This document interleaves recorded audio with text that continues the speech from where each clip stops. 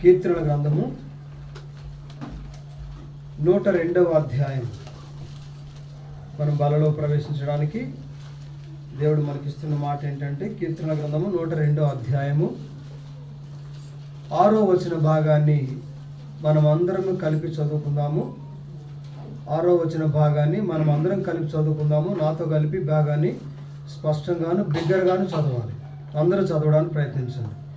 నేను అడవిలోని గూఢబాతులు పోలి ఉన్నాను, పాడైన స్థలములోని పగిడి కంటి వలె ఉన్నాను. రాత్రి మెలుగుగా నుండి ఇంటి మీద ఒంటిగా ఉన్న పిచ్చుకోవలే ఉన్నాను.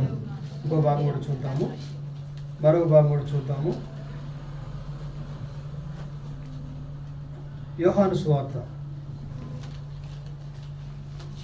6వ అధ్యాయం.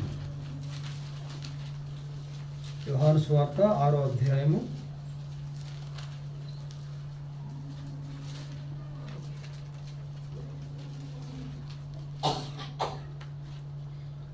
6వ అధ్యాయము యోహాను సువార్త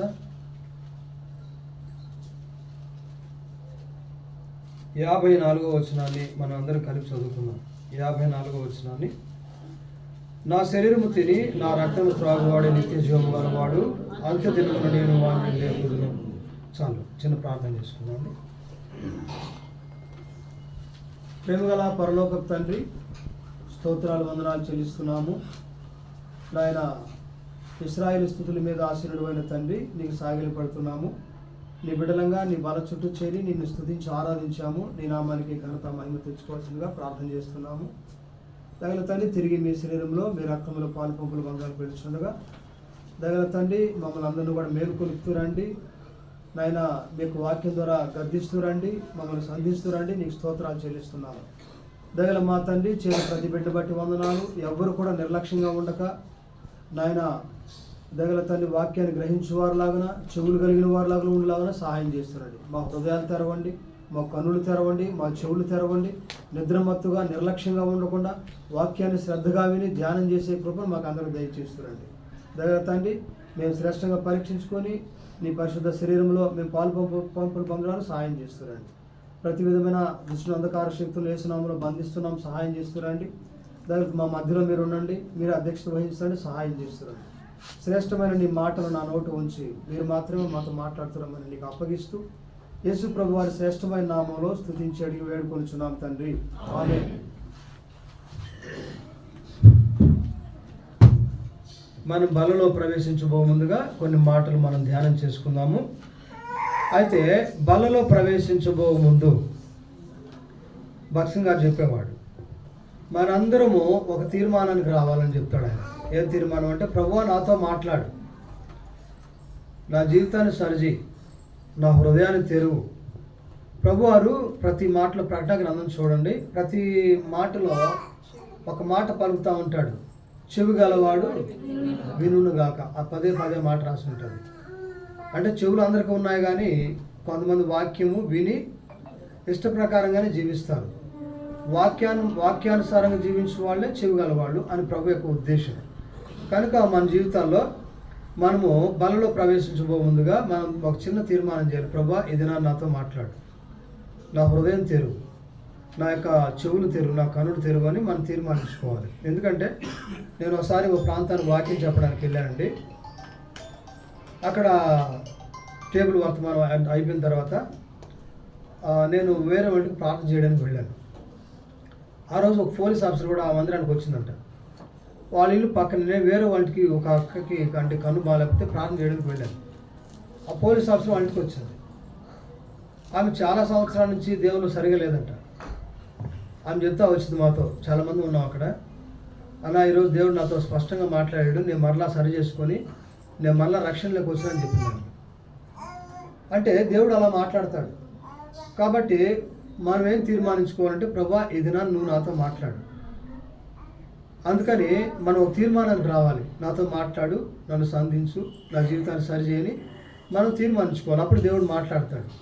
కాబట్టి ఇప్పుడు చదవబడిన లేఖన భాగాలతో మనం చిన్న తీర్మానాన్ని మనం కలిగి ఉండాలి. కాబట్టి చూడండి, యోహాను సువార్త 6:54 చదవండి ఒకసారి దయచేసి.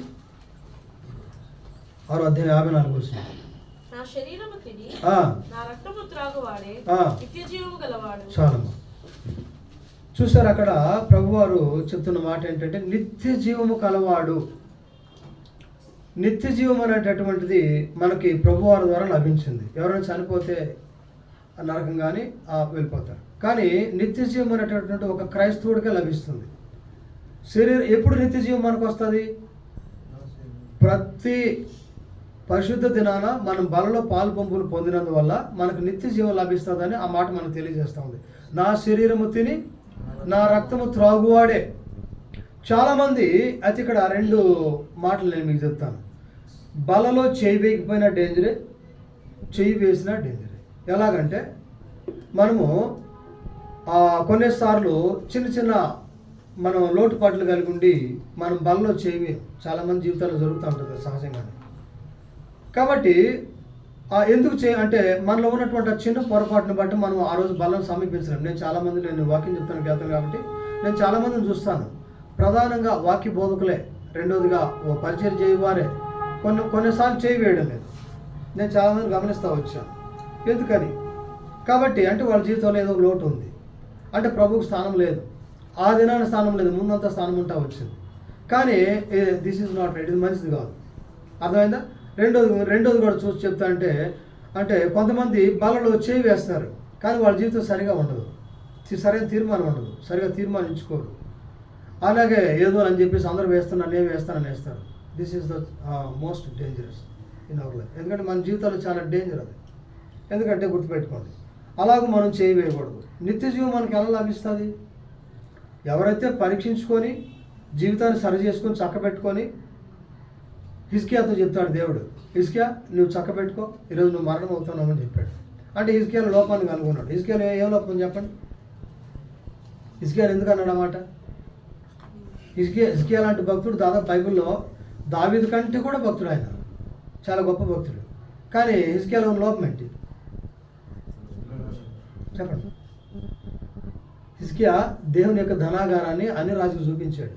దేవుని కోపం వచ్చింది. అర్థమైందా? కాబట్టి దేవుని యొక్క ధనాగారాన్ని చూపించకూడదు. ఆ బొబ్బులో నుంచి వచ్చిన వాళ్ళకి చూపించాడు, దేవునికి కోపం వచ్చింది. హిజ్కియా చాలా భక్తులు, కానీ లోపాన్ని దేవుడు సరిచేసి తెలియజేశాడు. ఈరోజు కూడా ప్రభు నీతో నాతో మాట్లాడుతూ ఉన్నాడు. ఆ రోజు హిజ్కియాతో చెప్పిన దేవుడు, ఇదిగో విశ్వాసి, నీ జీవితంలో నాకు ఒక లోటు కనబడతా ఉంది. రండి ప్రకటన గ్రంథంలో మాట చూద్దాం. ప్రకటన గ్రంథానికి రండి, 3వ అధ్యాయానికి రండి. ప్రకటన గ్రంథము 3వ అధ్యాయము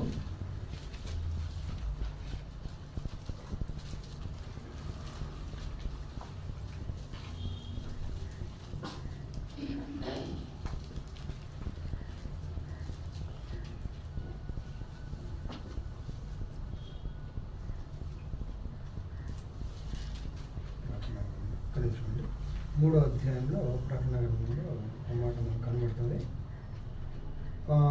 3వ అధ్యాయము 2వ వచనం చదవండి. నీ క్రియలు నా దేవుని ఎదుట సంపూర్ణమైనవిగా నాకు కనబడలేదు. చూసారా, చాలా మంది జీవితాల్లో, విశ్వాస జీవితాల్లో వారి జీవితం అంట ప్రభు దగ్గర సరిగా కనబడలేదంట, సంపూర్ణంగా కనబడలేదంట. ఈరోజు మన జీవితాల్లో కూడా ఏదో ఒక లోటు, ఏదో ఒక బలహీనత మన జీవితాల్లో ఉంది. అయితే అవి సంపూర్ణంగా కనబడలేదు అంటున్నాడు దేవుడు. ఆ రోజు హిజ్కియాతో మాట్లాడే దేవుడు ఈరోజు మనతో కూడా మాట్లాడుతున్నాడు. మన జీవితంలో ఏదో ఒక లోపం ఉంది. చిన్న అబద్ధాలు చెప్పడమో, లేదా మందిరానికి లేటుగా రావడమో, ఇలాంటి బలహీనతలు చాలా ఉన్నాయి. అందుకని ప్రభువారు అన్నాడు, అవి కూడా ఉండకూడదు. సంపూర్ణంగా కనబడలేదంట. ఆ మాట రాశాడు అక్కడ. నీ క్రియలు నాకు తెలుసు, మన క్రియలని దేవునికి తెలుసు, అయితే సంపూర్ణంగా లేవు ప్రభు అంటా ఉన్నాడు. సంపూర్ణంగా లేకుండా మనం బలను సమీపించకూడదు. చాలామంది జీవితాల్లో చిన్న లోపాలు అవే పెరిగి పెద్దగా అవుతాయి, ఒక వ్యక్తిని పడగొడతాయి. కాబట్టి ప్రియమైన వాళ్ళరా, మనం గమనించాల్సిందంటే సంపూర్ణంగా మన క్రియలు దేవుని సన్నిధిలో కనబడలేనట్లుగా అక్కడ రాశాడు దేవుడు. కాబట్టి సంపూర్ణంగా ఈరోజు మన జీవితం ఉందా? మనం చేయాల్సిన టైం కల్లా ప్రార్థన చేస్తున్నామా? రావాల్సిన సమయానికి మందిరానికి వస్తున్నామా? మనం చేసే పనుల్లో మనం సత్యంగా జీవిస్తున్నామా? ఇవన్నీ కూడా మనం కరెక్ట్గా ఉండేట్టు చూసుకున్నప్పుడే మనం బల తీసుకోవడానికి అనుకూలం. అప్పుడే నిత్య జీవం మనకు వస్తుంది. అంతేగాని మన పనిచేసే పరిస్థితుల దగ్గర మన ఇష్టానుసారంగా జీవించి ఇక్కడికి వచ్చి సరి చేసుకొని బలలో పాల్పొమ్మలు పొందకూడదు. అదనమాట ఇందా నేను చెప్పుకొచ్చాను. కాబట్టి అలాగూ బలను సమీపించకూడదు, సంపూర్ణమైనవిగా కనబడట్లేదు అంటున్నాడు ఆయన. చూసారా? కాబట్టి మన క్రియలు సంపూర్ణంగా ఉండి మన బలలో చేయాలి. అర్థమైంది? కాబట్టి నా శరీరము తిని నా రక్తము త్రాగుబడి ఎవరు బలలో చేయాలంటే సంపూర్ణంగా దేవుని ఎదుట కనబడువాడు, తన క్రియలను మార్చుకున్నవాడు, తన వ్యక్తిగత జీవితాన్ని సరి చేసుకున్నవాడు, వాళ్ళు మాత్రం బలలో చేయాలి. ఈరోజు చాలామంది అలాగ వేయడం లేదండి, ఏదో ఒక లోపం కలిగి. అలాగూ చేస్తే మనకి నష్టం కలుగుతుంది, రోగాలు పాలవుతాం, బలహీనలు అవుతాం, సిద్ధపాటు లేకుండా చనిపోతాం. కొరింథీ పత్రికలు రాస్తాడు ఆ మాటల్ని, 11వ అధ్యాయం రాస్తాడు. మీరు ఇందువల్ల అనేకులు బలహీనులు, చాలామంది రోగులను, అనేక మంది రీతిస్తారు, సరిగా భక్తి లేకుండా చనిపోవడం. చూసారా? నేను ఒక చిన్న మీకు అర్థం కావడం మాట చెప్తాను. మా ప్రాంతంలో పాస్టర్ గారు అన్నాడు, పేరు నేను చెప్పను. ఆయన 2-3 సంఘాలు కట్టాడు. ఎంతోమంది విశ్వాసం సమకూర్చాడు. 40 లక్షలు అప్పు చేసి చనిపోయాడు. కారణం ఏంటి? అది బలహీనత కదా. ఎవరికి అప్పు తీర్చరా? ఎవరికి ఏమి అచ్చి ఉండకూడదు. నీవు అచ్చి ఉండి చనిపోకూడదు. ఆయన నేర్చుకుంది ఏంటి తన జీవితంలో? ఆయన తన జీవితంలో ఏం నేర్చుకుని ఏం చెప్పాడు? ఈరోజు మన జీవితాలు కూడా అలాగే ఉన్నాయి, ఏదో ఒక బలహీనత. అలా ఉండకూడదండి. ప్రభు దగ్గర ఎప్పటికప్పుడు మనం సిద్ధపరచుకున్న వాళ్ళగా ఉండి మనం బల్లో చేయాలి. అందుకని అక్కడ రాశాడు, నీ క్రియలు నేను ఎరుగుదును. చూడమాట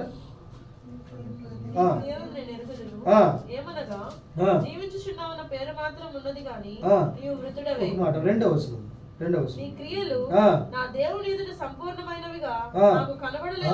సంపూర్ణమైనవిగా కనబడలా అంటే ఏదో ఒక లోటు ఉంది, దాన్ని ఈరోజు నువ్వు తీసివేసుకో. హిజ్కియాతో చెప్తున్న మాట దేవుడు మనతోనే చెప్తున్నాడు. ఇప్పుడు హిజ్కియా, ఈ రాత్రి నువ్వు చక్కపరచుకో, ఎందుకంటే నువ్వు మరణం అవుతున్నావు, నువ్వు పరలోక రాజ్యాన్ని రావు, ఆ లోపం ఉంటే తీసేసుకున్నాడు. వెంటనే శ్రేష్టమైన భక్తుడు కనుక వెంటనే ఒప్పుకున్నాడు. ప్రభా ఏడ్చాడు. వెంటనే యెషయా గారు ప్రవక్త గారు చెప్పి ఆ మెట్ల దాకా వెళ్ళాడు, మరలా వెనక్కి వచ్చాడు. హిజ్కియా తీర్మానము శ్రేష్టమైన తీర్మానం అండి, గుర్తుపెట్టుకోండి. ఆయన బలహీనతలను కలిగి ఉండలేదు, అప్పుడే తీర్మానించుకున్నాడు, ఏడ్చాడు. అలాంటి తీర్మానంతో మనం బలలో సమీపించాలి, గుర్తుపెట్టుకోండి. ఈరోజు చాలామంది జీవితాల్లో సంపూర్ణమైనగా వాళ్ళ క్రియలు కనబడలేదు. కాబట్టి మనం ఇప్పుడు ఒక వాక్యాన్ని ధ్యానం చేస్తాం. మనం ప్రభువులు ఎలా జీవించాలి అనే మాటలను మనం కొన్ని ధ్యానం చేసి మనం బలలో సమీపిద్దాం. మనకు సమయం లేదు కనుక నేను తక్కువ సమయం చెప్తాను. 102వ కీర్తన 6వ వచనం చదవండి. అంతకు ముందుగా మనం ఫిలిప్పీయులకు రాసిన పత్రిక 3వ అధ్యాయం 17వ వచనం చదవండి. దానికి ముందుగా ఫిలిప్పీ పత్రిక 3:17, 4:17 చూడండి. 3:17 అనుకుంటాను, చదవండి ఆ మాటని. మీరు నన్ను పోలి నడుచుకొనుడి, మేము మీకు మాదిరి అయిన ప్రకారము నడుచుకొని వారిని గురిపెట్టి చూడుడి. చూసారా? మనకు దేవుడు ఇస్తున్న వాక్యం ఏంటంటే ఇది అనేది. చూసారా? సహోదరులారా మీరు నన్ను పోలి నడుచుకొనుడి. ఎవరు చెప్తున్నారు ఈ మాట అండి? పౌలు గారు. ప్రపంచంలో ఏ వ్యక్తి కూడా చెప్పలేదు ఈ మాటని, ఒక్క పౌలు గారే చెప్పగలిగాడు. నన్ను పోలి నడుచుకోండి. రెండోదిగా భక్సింగ్ గారిని కూడా చెప్పొచ్చు. ఆయన అన్నాడు, నేను అపోజిట్ పౌలు వాళ్ళే కష్టపడతాను అంటాడు. మరొక వ్యక్తి ప్రపంచంలో ఏ పాస్టర్ని మనం చూడలేమండి. భక్సింగ్ గారు శ్రేష్టమైన భక్తుడు, వాక్యానుసారంగా నడిచిన వ్యక్తి. మరొకరిని ఆయన స్థానంలో పెట్టలేం. ప్రపంచంలో ఏ సాగుడైనా సరే ఆయన స్థానంలో మనం పెట్టలేము. అంటే అంత శ్రేష్టమైన భక్తుడు భక్సింగ్ గారు కూడా. ఆయన ఒకవేళ చెప్పవచ్చేమో కానీ పౌలు గారు తప్పక మిగతా ప్రపంచంలో చెప్పిన వాళ్ళు ఎవరు? నేను పౌలులాగా నడుచుకున్నాను భక్సింగ్ గారు చెప్పగలిగాడు. మన జీవితాలు కూడా అలాగే ఉండాలి. కాబట్టి ఇక్కడ మనం చూస్తే నన్ను పోలి నడుచుకునుడి, కంపారిజన్, పోల్చుకోవాలి. పోల్చుకునే జీవితం, ఈరోజు పోల్చుకునే జీవితం ఉండాలి. నాకన్నా మా మందిరంలో ఎవరు భక్తిగా జీవిస్తున్నారు అని మనం మీకు మాదిరిగా ఉన్న వారిని గురిపెట్టి చూడని అన్నాడు. మీ మందిరంలో ఎవరన్నా భక్తిగా నడుస్తుంటే వాళ్ళని చూసి మీరు నేర్చుకోమని కూడా అన్నాడు అక్కడ. అదే మాట రాస్తున్నాడు అక్కడ. మా మందిరంలో కోటేశ్వరుడు ఒక ఆయన ఉంటాడు, ఆయన కొత్తపల్లి ప్రాంతం కావల్లో. చాలా శ్రేష్టమైన భక్తుడు, నేను ఇప్పుడు కూడా ఆయన గురించి సాక్ష్యం ఇస్తాను. ఆయన బాగా దీవించబడ్డాడు. అంతేకాదు మంచి భక్తిపరుడు. నేను ఆయన్ని చూసి నేర్చుకున్నాను చాలా అక్కడ. అదే మీకు మాదిరిగా ఉన్న వారిని గురిపెట్టి నేర్చుకొని చూడండి. నాకన్నా భక్తిగా నడుస్తున్నాడు, ఆయన పోటీ పడ్డం కాదు, ఆయన చూసి మనం నేర్చుకోవాలి. నేను ఆయన చూసి చాలా విషయాలు నేర్చుకున్నాను, నిజమండి. కాబట్టి మీకు నన్ను పోలి నడుచుకోండి. క్రైస్తవుడు ఎప్పుడు తీర్పులోకి రాడంటే పోల్చుకోవడం ప్రారంభించాలి. నాకన్నా ఎవరు భక్తిగా నడుస్తున్నారు, యేసు ప్రభు వారిని మాదిరిగా పెట్టుకోవాలి. పాత నిబంధనలు కొత్త నిబంధనలు భక్తులను మాదిరిగా పెట్టుకోవాలి, వాళ్ళు ఎలాగో నడిచారో మాదిరిగా పెట్టుకోవాలి. ప్రస్తుతం మనతో జీవిస్తున్నటువంటి ఎవరైనా మన మందిరంలో భక్తిగా నడుస్తుంటే వాళ్ళు మనం గురిపెట్టుకొని చూడాలి. కాబట్టి అప్పుడు మనం శ్రేష్టమైన భక్తులుగా తయారవుతాం. అర్థమైందా? కాబట్టి మనం శ్రేష్టమైన భక్తులుగా తయారు కావాలంటే పోల్చుకోవడం ప్రారంభించాలి. నేను ఈ దినాన్ని ఎలా ఉన్నాను, నిన్నటి కంటే ఈ దినాన్ని నేను ఎలాగున్నాను పోల్చుకోవాలి. కాబట్టి పౌలు గారు చెప్తున్న మాట అది, నన్ను పోలు నడుచుకోండి. అంటే మనము ఇతరులకు మాదిరికరంగా ఉండాలి. అంటే పౌలు గారు మాదిరే కదా, నువ్వెందుకు మాదిరిగా ఉండకూడదు? ఎప్పుడు బలహీనుడికి ఎందుకు ఉండాలి? ఎప్పుడు తక్కువ భక్తి వల్ల కూడా ఎందుకు ఉండాలి? నేను ఇతరులకు మాదిరికరంగా ఉండాలి. నువ్వు భక్తిలో దినదినం ఎదగడం ప్రారంభించాలి. అది మనం ప్రతి క్రైస్తవుడు దినదినం నేర్చుకుంటూ రావాలి. నేను మాదిరిగా ఉండాలి ఇతరులకి అనేది ఎప్పుడైతే మనం కలిగి ఉంటామో నువ్వు శ్రేష్టమైన భక్తుడుగా నేను దేవుడు చేస్తాడు. ఆ తపనే ఆ ఉద్దేశం నీ జీవితం లేకపోతే ఎప్పుడుకి నువ్వు ఎదగలేవండి, గుర్తుపెట్టుకోండి.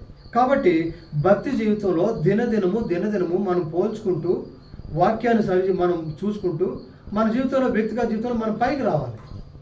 దేవుడు అదే కోరుతా ఉన్నాడు. కాబట్టి సంపూర్ణంగా లేవు, నీ క్రియలు లేవన్నాడు కదా. అందుకని మనము ప్రభువా ఇది నువ్వు నాతో మాట్లాడు, నన్ను భక్తులు ఎదిగించు ప్రభు అని మనం తీర్మానించుకోవాలి. కాబట్టి ఇప్పుడు కంపారిజన్, అందుకని ఒక భక్తుడు బైబిల్లో ఒకరిని పోల్చుకున్నాడు ఒకరితో. ఇప్పుడు 102 కీర్తన 6 వచనం చదవండి. చాలమ్మా, ఇక్కడ మనకు కావాల్సిన వాక్యం నేను అడవిలోని గూడబాతును పోలి ఉన్నాను అని ఇక్కడ కీర్తనకారుడు చెప్తా ఉన్నాడు. ఆ మాటని పోలి ఉన్నట్టు కంపారిజన్ పోల్చుకుంటున్నాడు. దేంతో పోల్చుకున్నాడు? ఆయన గూడబాతుతో పోల్చుకుంటున్నాడు. చూసారా? భక్తుడు శ్రేష్టమైనటువంటి ఈ యొక్క భక్తుడే గూడబాతు జీవితాన్ని చూశాడంట. గూడబాతు చేసే జీవితాన్ని చూసి దాన్ని చూసి నేర్చుకుంటున్నాడు. ఈయన గూడబాతును చూసి దాని జీవితాన్ని చూసి ఇక్కడ ఉన్న శ్రేష్టమైన భక్తుడు అతను 100% చాలా గొప్ప భక్తుడు. అటువంటి ఆయనే గూడబాతును చూసి తన జీవితంలో ఆయన నేర్చుకుంటా ఉన్నాడంట. ఇంతకీ గూడబాతులో ఉన్నటువంటి జీవితం ఏంటి అనేది మనం చూద్దాం. గూడబాతు నువ్వు చూసి ఈ కీర్తనకారుడు నేర్చుకుంటున్నాడు. పరిశుద్ధాత్మ దేవుడు రాయించాడు కదా ఆ మాటని ఈ బైబిల్ గ్రంథంలో. కాబట్టి కీర్తనకారుడు అనేటువంటి ఈ యొక్క భక్తుడు శ్రేష్టమైన భక్తుడైన అంత గొప్ప భక్తుడైండు కూడా కనులతో కూడా పాపం చేయనటువంటి భక్తుడు, నోటి మాటలతో కూడా చేయనటువంటి ఈ భక్తుడు, శ్రేష్టమైన భక్తి జీవితాన్ని చేసినటువంటి ఈ భక్తుడే గూడబాతును చూసి నేర్చుకుంటున్నాడు, పోల్చుకుంటున్నాడు. కాబట్టి గూడబాతులో ఉన్న జీవితం ఏంటంటే, గూడబాతు అనేటటువంటిది మనకు తెలుసు. మనం చూసుంటారు కొంతమంది, లేదా మన నెట్లో కొడుతూ వస్తుంది, సెల్లో కొడుతూ. కాబట్టి గూడబాతు ఒక ప్రత్యేకకరమైన జీవితాన్ని కలిగి ఉంది. ఏంటి ఆ జీవితం అంటే, అది లోకంలో అన్ని రకాల పక్షులతోనే జీవిస్తూ ఉంటుంది. కానీ దాని భక్తి జీవితం అంటే, దాని జీవితం అంటే ఒక ప్రత్యేకకరమైనటువంటి జీవితాన్ని చేస్తుంది అంటది, అన్ని రకాల పక్షుల్లాగా.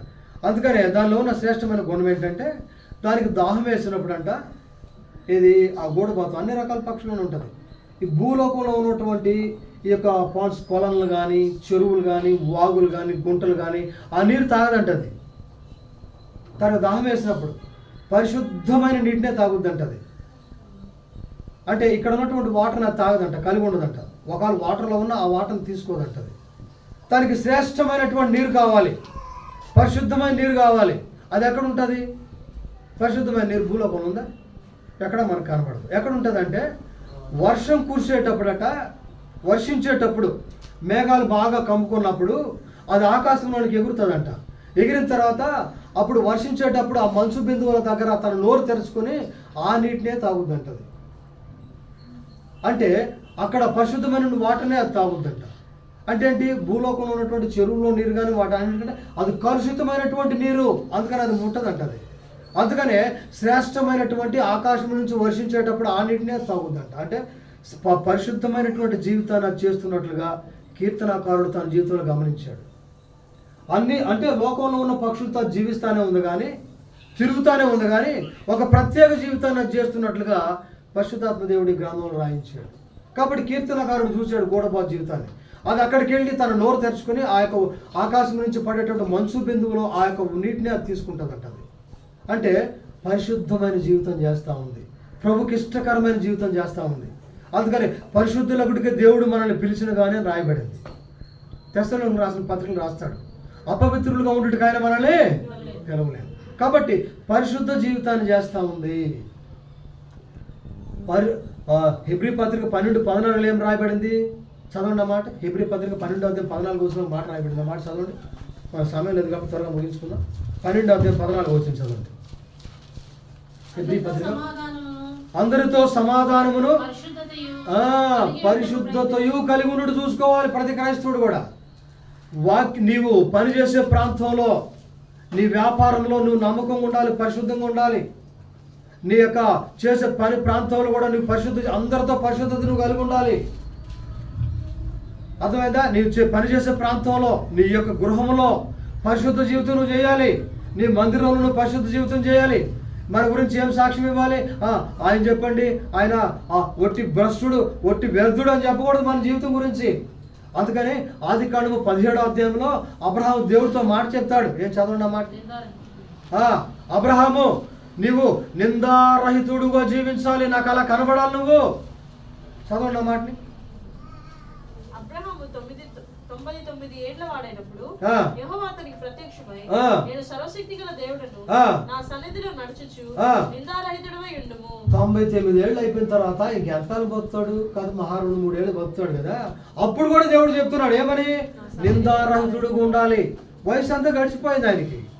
అంటే వయసుతో సంబంధం లేదండి భక్తి జీవితానికి. నువ్వు రేపు చనిపోవచ్చు, ఈ రోజు కూడా నువ్వు పరిశుద్ధంగా కూడా చనిపోవాలి, లేకపోతే పరలోక రాజ్యానికి ఎవరు వెళ్తావు, నిత్య జీవాన్ని పొందుకోడు. అంటే వయసుతో నిమిత్తం లేదండి. కాబట్టి 99 అంటే 100వ సంవత్సరంలో కూడా దేవుడు ఆయనతో అంటున్నాడు నిందారహితుడుగా నడుచుకోవాలి, అంటే పరిశుద్ధ జీవితం నువ్వు చేయాలి. అంతకుముందు అబ్రహాము పరిశుద్ధ జీవితం చేయలేదండి. ఎందుకంటే హాగర్ని పెళ్లి చేసుకోమని దేవుడు చెప్పలేదు. హాగర్ని పెళ్లి చేసుకున్నాడు, అక్రమ సంతానం తీసుకొచ్చాడు, అడుగుగాడు లాంటి మనుషులు ప్రపంచానికి. ఈరోజు ప్రపంచం నాశనం కాదు అంటే ఎవరైనా ముస్లిమ్స్ ఉంటే కోప్పడదండి.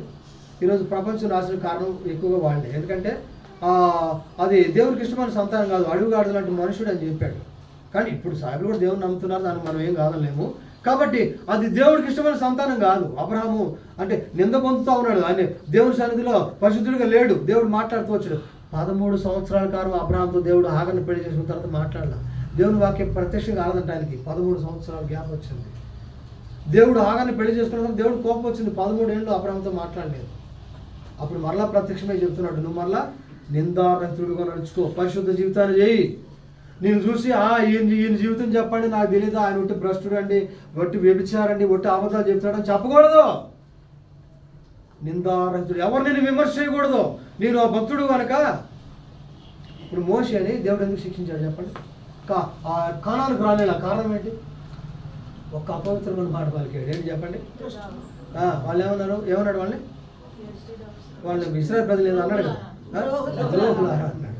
ఆ మాట, నేను పరిశుద్ధమైన దేవుడు కనుక నువ్వు నన్ను అపవిత్రపరిచావు కాబట్టి కానాను నువ్వు అడుగు పెట్టడం లేదు. దేవుడు ఎంత పరిశుద్ధ జీవితం కోరుకున్నాడు చూడండి. ఈరోజు పరిశుద్ధులే, దానియేలు గ్రంథం రాస్తాడు, అన్ని సమయం చూపించిన సమయం చాలు, పరిశుద్ధులే దేవుని రాజ్యమును పొందుదురు అని రాయబడింది. ఈరోజు పరిశుద్ధత విషయంలో మాటల్లో కానీ, చూపుల్లో కానీ, తలపుల్లో కానీ, నీ క్రియల్లో కానీ నువ్వు పరిశుద్ధ జీవితం లేకపోతే ఇది నన్ను ప్రభువుని అడుగు, అయ్యా నాతో మాట్లాడుతూ వచ్చావు, నేను పరిశుద్ధత తప్పిపోయి జీవిస్తున్నాను, ఇది నన్ను నేను తీర్మానం చేసుకున్నాను ప్రభువా. పరిశుద్ధులు అవుటికే దేవుడు మనల్ని పిలిచను. తెస్సలోనికీయులకు 4వ అధ్యాయం రాస్తాడండి. పరిశుద్ధ జీవితం లేకుండా ఎవడు ప్రభువుని చూడడం. హృదయ శుద్ధి గల వారు ధనులు అన్నాడు కదా, అంటే పరిశుద్ధ జీవితం చేయాలి. ఈరోజు చాలామంది క్రైస్తవులు వాళ్ళ మాటల్లో కానీ, చూపుల్లో కానీ, తలపుల్లో కానీ, క్రియల్లో కానీ తప్పిపోయి ఉన్నట్లుగా దేవుని యొక్క మాట సెలవిస్తూ ఉంది. కాబట్టి అక్కడ చూశారు కదా. కాబట్టి గూడబాత ఎలాంటి జీవితాన్ని చేస్తూ ఉంది? పరిశుద్ధమైన నీటే తాగుతుంది. అది లోకంలో ఉన్నటువంటి కల్మషాన్ని అది ముట్టలేదు, ఈ వాటర్ని అది తీసుకోలేదండి. కాబట్టి ఒక పరిశుద్ధ జీవితాన్ని కలిగినట్లుగా గూడబాత జీవితాన్ని కీర్తనకారుడు చూస్తూ వచ్చాడు. కాబట్టి అలాంటి జీవితాన్ని బైబిల్ ఎవరు చేశారు అక్కడ చెప్పండి, త్వరగా చెప్పాలి. దానియేలు, వెరీ గుడ్, పాప చెప్పింది. దానియేలు బబులోను సంస్థానంలో ఉన్నాడు, రాజు దగ్గర ఉన్నాడు కానీ, చెరలో ఉన్నాడు కానీ రాజు తిను భోజన పదార్థాలని తాను ముట్టుకోలేదు. అపవిత్రపరచకూడదని అతను ఎంచి అని రాస్తాడు. అంటే పరిశుద్ధ జీవితం చేయడం అంటే అదే. అందరితో ఉన్నాడు, ఆ 3,000 మందిలో ఉన్నాడు, ఆ రాజ్యంలో అందరితో ఉన్నాడు కానీ రాజు భోజన పదార్థాలను తిరస్కరించకూడదు, శిరచ్ఛేదనం చేయబడతారు. రాజు ఆజ్ఞ బయలుదేరినా కానీ బతుకులాడుకున్నాడు, అయ్యా మేము ఆ రాజు తినే భోజన పదార్థాలని అక్కడ తన సొంతంగా అనుకుంటా అంట, నేను రాజు భోజన పదార్థాలను ముట్టి అపవిత్రుడు కాకుండాన్నట్లు అంటాడు. పరిశుద్ధ జీవితం చేయడం అదే. నీవు ఈరోజు లోకంలో ఉండొచ్చు కానీ అన్యులతో కలిసి నువ్వు సహవాసం చేయకూడదు, అన్య క్రియలు నువ్వు నేర్చుకోకూడదు. ఈరోజు విస్తారంగా చెప్పాలంటే చాలా ఉన్నాయి, సమయం సరిపోదు. ఈరోజు క్రైస్తవుడు కట్నం తీసుకుంటాడు లేదండి? చెప్పాలా? కట్నం తీసుకుంటాడు. కట్నం తీసుకోవడం తప్ప రైటా? చెప్పండి. 1961లో భారతదేశ మన గవర్నమెంట్ వరకట్న నిషేధాన్ని రద్దు చేసింది. గవర్నమెంటే ఒక భారతదేశమే కట్నం తీసుకోకూడదు రద్దు చేస్తే క్రైస్తవుడుగా నువ్వు కట్నం తీసుకునేది ఏంటి? చెప్పండి. ఎక్కడుంది పరిశుద్ధ జీవితం? బహుమానము పొంది బిలాం ఏమయ్యాడు? కట్నం తీసుకోవడానికి వెళ్ళాడు, ఇశ్రాయేలు ప్రజలను చెప్పించడానికి ఏమయ్యాడు? కట్నం చేత చంపబట్టి కటిక చీకటి బిలంలో రేపు తీర్పుపై నిలబడి ఉన్నాడు. కట్నం తీసుకున్నవాడు దేవుని బిడ్డ కాదు, గుర్తుపెట్టుకోండి. కట్నం తీసుకున్న ఆచారం ఎవడిది? దీనాన్ని పాడు చేస్తాడు కదా ఎవడొకడు ఉన్నాడు బైబిల్లో, వాడిది. నీకు ఎంత ఒలియు కట్నం కావాలో చెప్పు, మీ అమ్మాయి నాకు అన్నాడు. కాబట్టి కట్నం తీసుకునే ఆచారం ఎవరిది? అన్యుడిది. ఈరోజు కట్నం తీసుకునే వాళ్ళు ఎవరైనా ఉంటే ఈరోజు తీర్మానించుకోండి, ప్రభా నేను కట్నం తీసుకోను. మా ప్రాంతంలో కాదు, ఇప్పుడు నేను చెప్పాను కోర్స్ రావనని వాళ్ళ కుమారుడు పెళ్ళైతే నేను వెళ్ళి చెప్పాను, అన్న మీరు కట్నం తీసుకోవద్దు. పాటించాడని తీసుకోలేదు. కట్నం బహుమానం అంటారు దాన్ని. బహుమానం ఆశించేవాడు బిలాములాగా నాశనం అవుతాడు. కానీ నీ పొరుగు అనేది ఏది నీవు ఆశించకూడదు. నీదా కట్నం? చూడండి. తర్వాత చాలా ఉండే చెప్పుకుంటూ పోతే ధ్యానం చేయాలంటే మనకు సమయం సరిపోదు కాబట్టి నేను చెప్పట్లేదు. పెళ్ళిళ్ళు ఆచార వ్యవహారాలు. ఇప్పుడు క్రైస్తవులు కూడా మన హెబ్రోను కూడా ఆ పసుపు రాసుకోవడం, తలంపు రాలేయడం, ఎంతెంత భ్రష్టత్వం తీసుకొచ్చారు చూడండి దేవుని మందిరాన్ని. తాళి బొట్టు కట్టడం ఇవన్నీ ఏంటి చెప్పండి. కాబట్టి పరిశుద్ధ జీవితాన్ని చేయాలండి. ఏమని చెప్పండి. తర్వాత సారులు అంటే ఏంటో సుఖసారులని ఇప్పుడు మన హెబ్రోను కూడా వచ్చేసాయని చాలా ఉన్నాయి. ఇలా చెప్పుకుంటూ పోతే పరిశుద్ధుడుగానే మనం జీవించాలి. ప్రభువు దేనికోసం మనం పిలిచాడో దాన్ని మనం జీవించాలి. దానియేలు, షద్రకు, మేషకు అభ్యర్థులుగా ఉన్నారు, వాడు రాజు భోజన పదార్థాలని ముట్టలేదు. అంటే గోడబాతు లాంటి జీవితం అంటే అదే. గోడబాతు ఈ భూలోకంలో ఉన్న వాటర్ని ఏది ముట్టుకోకుండా ఆకాశంలో వర్షించేటప్పుడు అక్కడ నిల్లి వాటర్ తాగుతున్నట్టు దాన్ని చూశాడంట మన కీర్తనకారుడు. నేను కూడా పరిశుద్ధునిగా జీవించాలని తీర్మానించుకున్నాడంట. చూసారా? నేను అడవిలోని గోడబాతును పోలి ఉన్నాను. అందరు లోకంలో అన్ని పక్షులతో ఉంది కానీ దాని లక్షణాలు మాత్రం ప్రత్యేకంగా ఉన్నాయి. ఈరోజు క్రైస్తవులుగా మన జీవితం కూడా ఒక ప్రత్యేకంగా ఉండాలి. అన్నిటితో కలిసినప్పుడు అన్ని వేషాలు మనం వేయకూడదు, వాళ్ళలాగా మనం జీవించకూడదు. అర్థమైందా? కాబట్టి నువ్వు ఒక ప్రత్యేకమైన ఎవరైనా ఏమన్నా అనుకుంటారు రాజులు పడకూడదు. వాక్య విషయమే రాజీ పడి వాళ్ళ యొక్క క్రియలు చేయకూడదు. పరిశుద్ధుడుగానే ఉండాలి. నీ జీవితాన్ని పరిశుద్ధంగానే కొనసాగించాలి.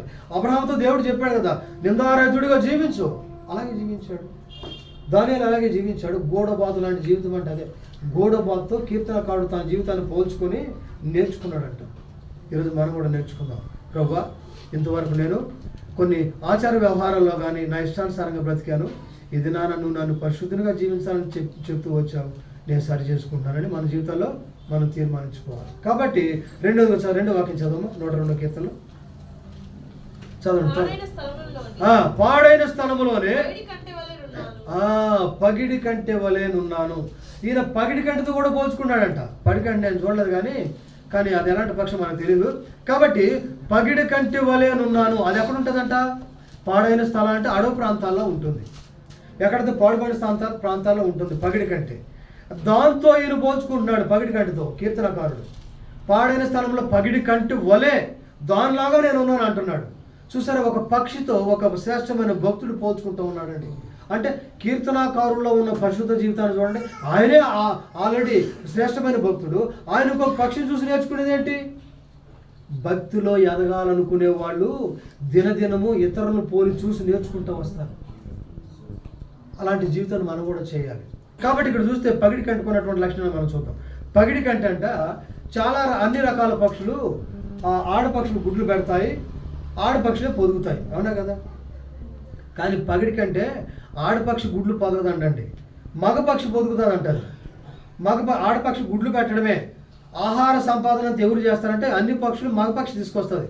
కానీ ఈ పగడిగంట జీవితంలో మాత్రం ఆహారం అంట ఎవరు తీసుకొస్తారంటే ఆడపక్షి తీసుకొని వస్తుంది, గుడ్లు పెడుతుంది.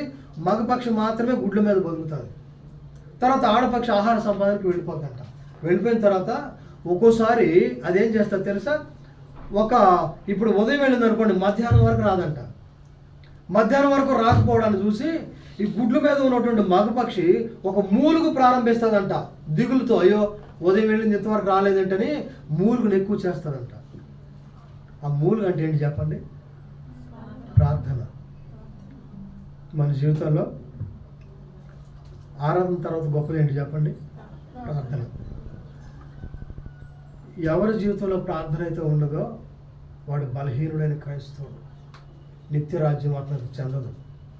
ప్రార్థన, ప్రేయర్ బ్రింగ్స్ విక్టరీ, అన్ని రకాల విజయాన్ని తీసుకొని వస్తుంది. ఒకవేళ నువ్వు అప్పులు ఉన్నావా, ప్రార్థన చేయకపోతే నీ అప్పులు ఎప్పుడు తీర్చబడు. ఒకవేళ నువ్వు భక్తిలో లోటుగా ఉన్నావు, కుటుంబంలో ఎవరికి రక్షణ లేక నువ్వు ప్రార్థన చేయకుండా నీ కుటుంబంలో ఎవరు రక్షణలోకి రాదు. గుర్తుపెట్టుకోండి, ప్రార్థన బలమైన కార్యాలు చేస్తుంది. మనకు బైబిల్లో ఉన్నాయి కదా, ప్రార్థన లేకుండా ఏ కార్యము జరగదు. కాబట్టి అదంట మూలుగును ఎక్కువ చేస్తుందంట. ఎప్పుడు? అది ఉదయం మధ్యాహ్నం దాకా. ఒక్కోసారి అంట రాత్రి వరకు రాదంట. రాత్రి వరకు రాకపోయేసరికి ఇంకా మూలుగును ఎక్కువ చేస్తుందంట. అది ఎక్కువ వరుస్తుందంట, మూలుగును ఎక్కువ చేస్తుందంట. అధికంగా దేవుని సన్నిధిలో ప్రార్థన చేయడం సూచిస్తుందంటది. ఇంకా మూలుగును ఎక్కువ చేస్తుంది. ఒక్కో రోజు అంట 2 రోజులు కూడా రాదంట ఆహారం దొరక్క. చూసారా? అలాగే అది ఇంకా తను మూలుగును ఎక్కువ చేస్తుందంట. అయ్యో నా జతపక్షి ఇంకా రాలేదని ఎక్కువగా ప్రాధేయపడుతూ ఆ ప్రాంతం అంతట్లో ఇతర పక్షులు కూడా భయపడేలాగా తన మూలుగును ఎక్కువ చేస్తుందంట. అది ఇదేం తెలియజేస్తా ఉంటే అత్యధికమైన దేవుని సన్నిధిలో చేరి మొర్ర పెట్టే స్థాయిని మనకు సూచిస్తూ ఉందంట. ప్రియమైన వాళ్ళరా, క్రైస్తవులంగా మన జీవితంలో రోజుకి మనం ఎన్ని గంటలు ప్రార్థన చేస్తున్నాం? నేను నా పని నుంచి వచ్చిన తర్వాత నేను ప్రార్థన చేస్తూ ఉంటాను. మీ ముందు నేను గొప్పగా చెప్పడం లేదు. ఒక క్రైస్తవుడు దశమభాగ ప్రార్థన చేయాలి. రోజుకి ఎన్ని గంటలండి? 24 గంటలు, 2.5 గంటలు ప్రార్థన చేయాలి క్రైస్తవుడు మామూలుగా. ఈరోజు మనం చేస్తున్నామా? చెప్పండి. ప్రార్థన లేకుండా ఏ విశ్వాసి తన వ్యక్తిగత జీవితంలో విజయాన్ని పొందుకోలేడు. అన్ని విషయాల్లో విజయం పొందాలంటే ప్రార్థనే. మీకు చిన్న మాట నేను చెప్తాను. ఇప్పుడు ఇశ్రాయేలుని ఐగుప్తు నుంచి తీసుకొచ్చాడు మోషే. తీసుకొచ్చిన తర్వాత పీహాహరోతు అనే ప్రాంతానికి వచ్చాడు. 14వ అధ్యాయం ఉంటుంది నిర్గమకాండంలో. పీహాహరోతు అనే చూడక్కర్లేదు, సమయం లేదు. పీహాహరోతు అనే ప్రాంతానికి వచ్చినప్పుడు ఆ యొక్క ప్రాంతంలో ఉన్నటువంటి పరిస్థితి, సిచ్యువేషన్ తెలుసా మీకు? ఆ ప్రాంతంలో ముందు వాళ్ళకి ఎర్ర సముద్రం ఉంది. బాగా గుర్తుపెట్టుకోండి. కుడి పక్కన పెద్ద ఎత్తైన పర్వతం ఉంది, ఎడమ పక్కన కూడా ఎత్తైన పర్వతం ఉంది. అర్థమైందా? వెనకాల ఫరో సైన్యం తరంతా వస్తూ ఉంది. ఇప్పుడు వాళ్ళ పరిస్థితి ఏంటి చెప్పండి? ఫరో సైన్యం తరుతా వస్తూ ఉంది. లక్షల మంది సైన్యము కత్తులు కటాలు పట్టుకొని వస్తున్నారు. అది చూచారు, భయభ్రాంతులు అయిపోయారు. మోషే భయపడలేదు, ఎందుకంటే ఆయన ప్రార్థన పడలేదు. కాబట్టి మోషే ఐగుప్తులో సమాధులు లేవని ఈ ఎర్రనూలు మమ్మల్ని చంపడానికి తీసుకొస్తేవా? 10 అద్భుత సూచక్రియలు మోషే చేశాడు. అవన్నీ చూశారు వాళ్ళు. కానీ వారి జీవితంలో నమ్మకం లేదు. వాళ్ళు నామకార్థ క్రైస్తవులు, 6 లక్షల మంది ఇశ్రాయేలీయులు. మేలును అప్పుడే మర్చిపోతారు, దేవుడు చేసిన మేల్ని. వాళ్ళ జీవితంలో ప్రార్థన పరులు కాదు వాళ్ళు. మోషేని బట్టి వాళ్ళు అక్కడికి వచ్చారు. చూసారా? ప్రార్థన పరులు కాదు. అయితే అక్కడ 10 రకాల సూచక్రియలను, అద్భుత కార్యాలను చేసి దేవుడు వాళ్ళని విడిపిస్తే ఆయన మర్చిపోయారు. వాళ్ళు మర్చిపోయి ఏమంటున్నారు? మోషే ఐగుప్తులో సమాధులు లేవని మమ్మల్ని చంపడానికి తీసుకొచ్చావు నువ్వు. ఆ సమయంలో అయితే ఏం చేయాలి? వాళ్ళు ప్రార్థన చేయాలి. ప్రార్థన కూడా చేశారు, కానీ దేవుని మీద నమ్మకం లేదు. ఏం చేశారు? ఆ యొక్క సడుగు మాటలు పలుకుతూ ఉన్నారు మోషే మీద. అర్థమైందా? ప్రార్థన చేయాల్సింది పోయి ఏమంటున్నారు? మా దేవుడు మాకేం మేలు చేశాడు, ఎందుకు మమ్మల్ని ఇక్కడ తీసుకొచ్చావు, ఏం దేవుడు అయినా. ఈరోజు మనందరి జీవితాలు కూడా అలాగే ఉన్నాయి. ఆ దేవుడిని నువ్వు గుర్తెరిగితే ఆయన సన్నిధిలో నువ్వు గంటల తరబడి మోకరిస్తావు. దేవుని శక్తిని గుర్తెరకపోతే నువ్వెప్పుడు ప్రార్థన చేయలేవు. దేవుని యొక్క సన్నిధి ఎలాంటిదో గుర్తెరిగిన వాడు మోషే సాగిలు పడ్డాడు. ఆ మాట విని, అయ్యా వీళ్ళు నన్ను చంపేస్తారు, మోషే, ఎందుకు నువ్వు నా సన్నిధిలో మొరపెడుతున్నావు? లే అన్నాడు. మోషే ప్రార్థన విన్నాడు, ఎర్ర సముద్రాన్ని పాయలు చేశాడు. ప్రార్థన ఎంత బలమైన కార్యం చేసిందండి. సముద్రాన్ని పాయలు చేసింది. అంతేకాదు, శత్రువుని సొమ్మును ధ్వంసం చేయగలిగింది. నీ జీవితంలో నిన్ను అప్పులు భయపెడతా ఉన్నాయా? బలమైన కార్యం ఏంటి చెప్పండి? బలమైన కార్యం నీ జీవితంలో బలమైనది ఏంటో తెలుసా? నీ యొక్క అప్పులు కావచ్చు, లేదా నీ కుమారుడు చదువు కావచ్చు. నేను చదివించగలనా అని అనొచ్చు, అనుకోవచ్చు. నువ్వు అయ్యో నా కుటుంబాన్ని నేను ఎలా పోషించగలను అనుకోవచ్చు. నీ రోగం నాకు ఎలా బాగోయిద్ది, ఎవరు బాగు చేస్తారో నువ్వు అనుకోవచ్చు. ఇవన్నీ కార్యాలు జరగాలంటే, నువ్వు జయం పొందాలంటే, నువ్వు బలమైన ప్రార్థనా పరుడుగా మారితే ముందు సమస్తాన్ని తీర్చగలడు ఆయన. ఈ కొండను చూసి సముద్రంలో పడునని చెప్పినట్టు ఏంటి? ఆ కొండ ఏంటి తెలుసా? నీ బలమైన సమస్య. అంతేకాదు, కొండ కాదు. ఆ కొండ కాదండి, నీ బలమైన సమస్య. అయ్యో నా భార్య ఇక్కడ దేవుని రక్షణలోకి రాదేమో, నా భర్త దేవుని రక్షణలోకి రాదేమో, నా పిల్లలు విజయవంతులు కాలేరేమో, వాళ్ళకి ఉద్యోగం రాదేమో, ఇన్ని అప్పులు చేస్తారో తీరుస్తాయో తీర్చడు. సందేహం నీ జీవితంలో రాకూడదు. బలమైన ప్రార్థనా పరుడుగా నువ్వు మోకరించగలిగితే, బలమైన ప్రార్థన నువ్వు చేస్తే కొండ తొలగించబడుతుంది. అర్థమైందా? ప్రియమైన వాళ్ళరా, కొండ అంటే సమస్య అని అర్థం. అప్పు సమస్య, రోగం సమస్య, ఏదైనా సరే. ఈరోజు నువ్వు రోగంలో ఎందుకున్నావు? నువ్వు ప్రార్థనా పరుడుగా లేవు, ప్రార్థనా పరుడుగా లేవు. ఎందుకు అప్పుల్లో ఉన్నావు? నీ జీవితంలో ప్రార్థన లేదు, అందుకని అప్పుల్లో ఉన్నావు. నీ రోగం బాగు కావడంలే, నీ పిల్లల్ని మాట వినట్లే. కారణం ఏంటి? నీ జీవితంలో బలమైన ప్రార్థన లేదు. ఈరోజు చాలామంది క్రైస్తవులు మందిరానికి వచ్చినప్పుడు 4 మాటలు పలికిపోతున్నారు, కానీ బలమైన ప్రార్థన వాడి జీవితంలో లేదు. పగటి గంట జీవితాన్ని చూసి నేర్చుకుంటున్నాడు కీర్తనకారుడు. అయ్యో బలమైన ప్రార్థన చేస్తుంది, బలమైన మూలుగులు అది కలిగి ఉంటా ఉంది.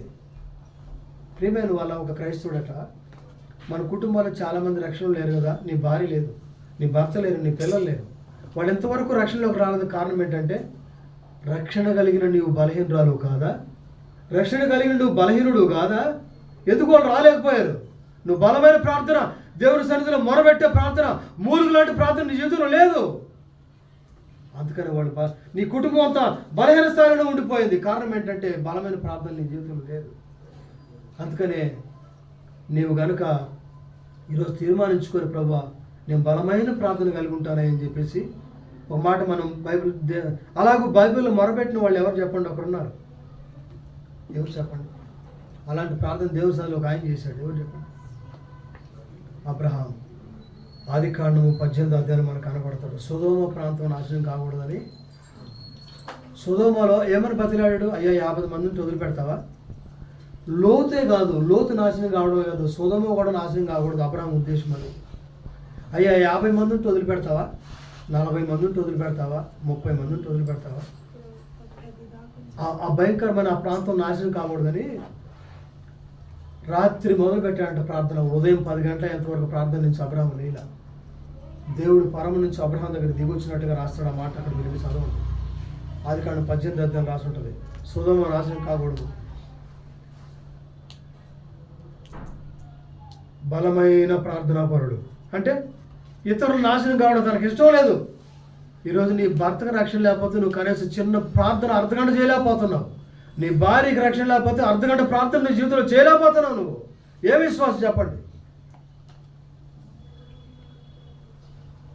తన ప్రజలు కాదు, సొదొమ దుర్మార్గులైన ప్రజలు, వాళ్ళు నాశనం కాకూడదు. అబ్రహాం మొరబెట్టలే. ఇంకొక వ్యక్తిని చెప్పండి బైబిల్. ఇంకో వ్యక్తిని చెప్పండి. నెహెమ్యా జీవితంలో మనం చూడమా? నెహెమ్యా ఎవరు? ఆయన పోస్ట్ ఏంటి? రాజు దగ్గర ఒక ఉద్యోగి. రాజు దగ్గర ఉద్యోగాలు అందరం పెట్టరండి, నమ్మకమైన మనుషులే పెడతారు. రాజుకు గిన్నె అందించే భోజన పదార్థాలు అందించే పోస్టు ఎవరినట్టు వాళ్ళు పెడితే ఏదైనా కలిపి సరిపడతాడు కదా. కానీ ఆ రాజు అన్యుడు, బబులోను ప్రాంతానికి చెందినవాడు. కానీ ఒక అన్యుడు దగ్గర ఒక క్రైస్తవుడు, నమ్మకస్తుడు క్రైస్తవుని పెట్టుకున్నాడు. రాజు నెహెమ్యా జీవితాన్ని చూశాడు. అరే ఇతను చాలా నమ్మకస్తుడు, కాబట్టి నా భోజన పదార్థాలు అతనే ఉండాలి. నేను చూసి ఇతరులు చెప్పగలగాలి, ఇతను నమ్మకస్తుడు, ఇతను ప్రార్థనా పరుడు. కాబట్టి అక్కడ అపాయింట్ చేసుకున్నాడు. తర్వాత ఒక గిన్నె అందించే పోస్టులో ఉండి రాజును బ్రతిమాడుకుంటున్నాడు. అయ్యా నా పితరుల సమాధులు కాల్చబడ్డాయి, యెరూషలేము పాడైపోయింది, నేను ప్రార్థన చేయనట్లుగా దాన్ని మరలా కట్టినట్లుగా నన్ను పంపుమని రాజు దగ్గర ప్రార్థన చేస్తూ వచ్చాండి, విజ్ఞాపన చేస్తూ వచ్చాండి. ఎంత ప్రార్థన పరుడు! యెరూషలేము, మీరు 1వ అధ్యాయం చదవండి, చొక్కా చింపుకుంటాడు, ఏడ్చి ప్రార్థన చేస్తాడు, అయ్యో యెరూషలేము మరలా కట్టబడాలి, ఇశ్రాయేలు కట్టబడాలి, వాళ్ళు చెడిపోయారని. వాళ్ళ ప్రజలే అంటే ఇశ్రాయేలుడే కానీ తన కుటుంబ సభ్యులు కాదు వాళ్ళు. వాళ్ళ కోసం ఎంత ఏడ్చాడు చెప్పండి. మరలా యెరూషలేము గోడ కట్టేంత వరకు విశ్రమించలేదు. 400 మైళ్ళు గాడిద మీద ప్రయాణం చేశాడు. అంత భారం నీకుందా ఈరోజు? ఈ మందిరంలో బిడ్డలందరూ బాగుండాలని వీళ్ళ కోసం నువ్వు ప్రార్థన చేస్తున్నావా? ఉందా నీ జీవితంలో ప్రార్థన? ఈ మందిరంలో నూతనాత్మ చేర్చబడాలి, ఈ మందిరంలో బిడ్డలందరూ క్షేమస్థితిని పొందాలి, వీళ్ళు అభివృద్ధి కావాలి, ఈ మందిరం ఆత్మీయంగా అభివృద్ధి చెందాలని మీ మందిరం గురించి మీరు ప్రార్థన చేస్తున్నారా? నీ కుటుంబంలో నీ భార్య గురించి ప్రార్థన చేస్తున్నారా? భర్త గురించి ప్రార్థన చేస్తున్నారా? పిల్లల గురించి ప్రార్థన చేస్తున్నారా? చెప్పండి. ఈరోజు చాలామంది జీవితాల్లో ప్రార్థన లేదు. పగిడి కంటిని చూసి కీర్తనాకారం నేర్చుకున్నాడంట. అది మూలుగుని 3 రోజులు రాదంట ఒక్కోసారి ఆహారానికి తీసుకొని. మూలుగుని ఎక్కువ చేస్తుందంట. అలాంటి మూలుగు నీ జీవితంలో ఉన్నప్పుడే నీ సమస్యలన్నింటిలో నువ్వు విజయాన్ని పొందుకోగలవు. లేకపోతే ఓడిపోయిన వాడిగా చనిపోతావు. ఇంతకుముందు ఒక పాస్టర్ చెప్పలేదా, 40 లక్షలు డబ్బు చచ్చిపోయాడు.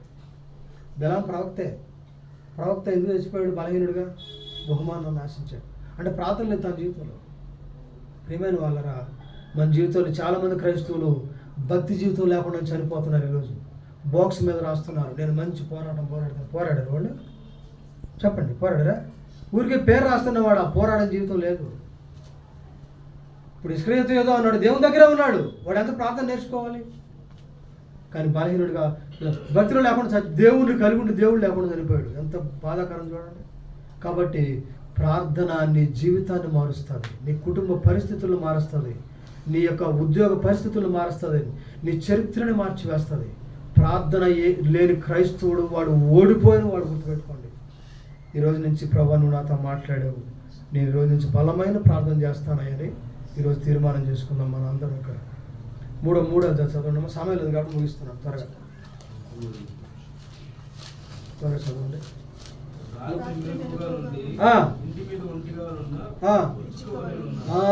పిచ్చుక జీవితాన్ని మనం చూస్తాం. చాలా రకాల పిచ్చుకలు ఉన్నాయి, కానీ ఇక్కడున్న పిచ్చుక వేరు. అది వేట మనకు తెలియదు, కానీ కీర్తనకారుడు రాశాడు, ఇక్కడ పరిశుద్ధాత్మ దేవుడు రాయించాడు. కాబట్టి అది ఎక్కడ ఉంటుందంటే రాత్రిపూట ఇంటి మీద గూడు కట్టుకుంటుంది, ఒంటిగా ఉంటుందంట. అది ఒక ఇంటి ప్రాంతంలో, ఇంటి మీద అంటే ఇంటికి ఉన్న చెట్ల మీద గూడు కట్టుకుంటుంది, ఒంటరి జీవితాన్ని చేస్తుంది. అది ఒంటిగా అంటే ఒంటరి జీవితాన్ని చేస్తుంది, దానికి ఉన్నటువంటి అలవాటు అన్నమాట. అది ఒంటరి జీవితాన్ని చేస్తుంది. అందుకని దానికి రాత్రి కాలం వస్తే దానికి భయం అంటది. రాత్రి మీద ఇంటి మీద అంటే ఒంటిగా నుండి పిచ్చుక వలె ఉన్నాను అన్నాడు అక్కడ. కాబట్టి ఆ పిచ్చుకలో ఉన్నటువంటి పరిస్థితి ఏంటి తెలుసా? ఆ పిచ్చుకను కీర్తనకారుడు చూశాడు. చూస్తే దానికి రాత్రి వస్తే భయం అంట, చీకటి అంటే భయం అంట. దానికి ఏంటి చెప్పండి? చీకటి అంటే దానికి భయం. అందుకని ఒంటరిగా ఉంటుంది అంటది. రాత్రి వచ్చేసరికి భయపడతా ఉంటుంది అంటది. అందుకని అదేం చేస్తుంది తెలుసా? రాత్రి భయాన్ని పోగొట్టుకోవడానికి అదేం చేస్తుంది తెలుసా? రాత్రి అంటే దానికి భయం, చీకటి వస్తే దానికి భయం అన్నమాట. ఆ రాత్రి భయాన్ని పోగొట్టుకోవడానికంట అది ఏం చేస్తుంది తెలుసా? అది నీరు పారే ప్రాంతాలకు వెళ్తుందంట. పొగులు ఏది 3-4 గంటలప్పుడు వెళ్తుంది అంటది.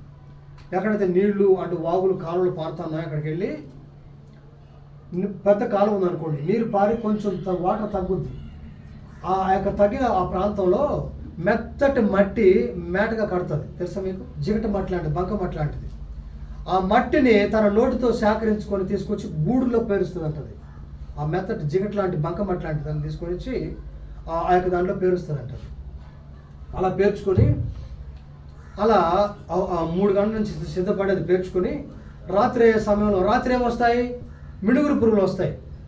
ఆ మిడుగురు పురుగులు సేకరించి 10 పురుగులు చంపకుండా తీసుకొచ్చి ఆ జిగట బట్టికి అంటించుకొని ఎగరకుండా వేళ పెడతాదంట. ఇప్పుడు దాని గూట్లోకి వచ్చింది, వెలుతురు వచ్చింది. తన గూట్లోకి వెలుతురు వస్తుంది అంటే చీకటిని పోగొట్టుకుందో, తొలగించుకుంది. అది ఆ మిడుగురు పురుగుల్ని 10 మిడుగురు పురుగుల్ని ఒకటి ఆరిపోయిన ఒకటి వెలుగుతానే ఉంటుందిగా, ఎప్పుడు వెలుగుమయంలోనే ఉంటుంది అది. కాబట్టి తన గూడంతా, తన ఇల్లంతా వెలుగుమయం చేసుకున్నట్లుగా ఉంది దానికి ఇప్పుడు. కాబట్టి దాని ఎందుకంటే చీకటి అంటే భయం. దీని ఆత్మీయ అర్థం ఏంటంటే క్రైస్తవుడు పాపాన్ని చూసి పారిపోవాలి, పాపాన్ని తొలగించుకోవాలి, పాప సంబంధమైన పద్ధతులకు దూరంగా బ్రతకాలి. పాపం చేయడానికి తన జీవితంలో అవకాశం వచ్చిన ఒక ఆయన పారిపోయాడు. ఎవరు చెప్పండి? యోసేపు. పాపం చేయడానికి అవకాశం వచ్చింది, ఒకవేళ ఆ పోతిఫారు యొక్క భార్యతో కానీ పాపం చేస్తుంటే గొప్ప సిరి సంపదలు ఆయనకు వచ్చాయి, మంచి భోజన పదార్థాలు తినేవాడు. ఆ ప్రాంతంలో ఎవరు లేరు, కొన్ని వందల వేల కిలోమీటర్లు వెళ్ళాడు, బానిసగా తీసుకెళ్ళబడ్డాడు. అక్కడ ఆయనకు కట్టుబట్టలే ఉన్నాయి, మేరకు జత బట్టలు లేవు. యోసేపుకి ఏమైనా ఉన్నాయా? ఒక కట్టుబట్టలతో వెళ్ళిపోయారు వాళ్ళు. అక్కడ ఏదైనా వాళ్ళు ఒక జత బట్టలు ఇస్తే అయ్యే ఉంటాయి. ఒకవేళ పోతిఫారు భార్య దగ్గర కానీ పాపం చేస్తే అతను అన్నీ అనుభవించవచ్చు, మంచి భోజన పదార్థాలు, మంచి మంచి వస్త్రాలు, అధికారం ఉంటుంది.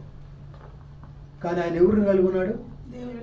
దేవాతి దేవుని కలిగిన వాడు కనుక నేను నా దేవునికి విరోధంగా పాపం కట్టుకుందునా అని రాసినట్టు. ఆ మాట మీరు అండర్లైన్ చేసుకునే సమయం లేదు.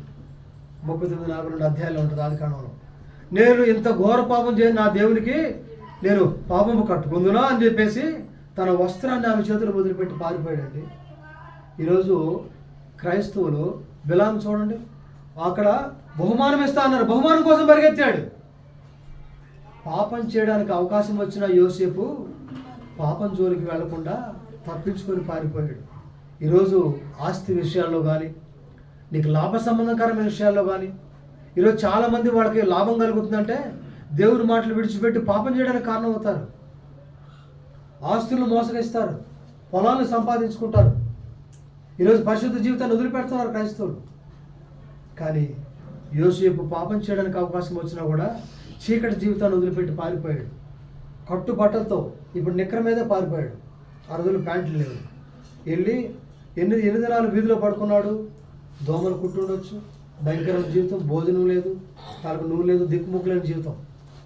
కానీ ఏ దేవుడిని కలిగి ఉన్నాడు ఆయన? రూతు చెప్తాది కదా, నీ దేవుడే నా దేవుడు. రూతు నయోమి కలిగిన దేవుడిని చూసింది, అంతేగాని నయోమితో మామూలుగా రాలేదా? నయోమి మీద పోషణను ఉద్ధరిస్తాను రాలా. నయోమి జీవితాన్ని చూసింది, నయోమి ప్రార్థనను చూసింది, నయోమి దేవుడిని చూసింది. అందుకనే వచ్చింది అక్కడికి. నీ దేవుడే నా దేవుడు అని చెప్ప. నయోమి దేవుడు పవర్ఫుల్, ఈయన కలిగి ఉంటే చాలని గుర్తెరిగా వచ్చింది, కానీ నయోమిని చూసి రాలేదు. ఎందుకంటే వాళ్ళకున్న ఇశ్రాయేలుకి ఆచారం ఏంటంటే 10 ఆజ్ఞలు మెడకు తగిలించుకుంటారు వాళ్ళు. ఒక ఇనుప కంచు లాంటి దాన్ని చేసుకొని 10 ఆజ్ఞలు అక్కడ చెక్కిస్తారంట. ఆ రోజుల్లో వాళ్ళ అలవాటు అది. 10 ఆజ్ఞలు రాసుంటాయి అక్కడ. అవి మహులోను కిల్లోను నయోమి కుమారులు దాన్ని తగిలించుకున్నప్పుడు రూత్ అవి చదివేదంట. ఏంటి మీకు రాసుకున్నారు ఇక్కడ మెడలో అంటే, మా దేవుడు ఇచ్చిన 10 ఆజ్ఞలను చూసేదంట. అక్కడ నేర్చుకున్నాను. అందుకని నీ దేవుడే నా దేవుడు అని చెప్పండి. ఇక్కడ యోసేపు కలిగిన దేవుడు అంత బలవంతుడు, నా దేవుడిని నేను కలిగి ఉన్నానని చెప్పేసి ఆ భయం ఉంది ఆయనలో. అందుకనే అక్కడ పాపం చేయకుండా పారిపోతూ, అయ్యో నా దేవునికి విరోధంగా నేను ఇంత ఘోర పాపం చేయదు అని చెప్పేసి పారిపోయాడు. అంటే ఈ పిచ్చుక కూడా చీకటి అంటే దానికి భయం, చీకటి అంటే పాపానికి సాదృశ్యం. మీరు చీకటిలో నుండి ఆశ్చర్యకరమైన తన వెలుగులోనికి ఎవరు రాస్తారన్నమాట?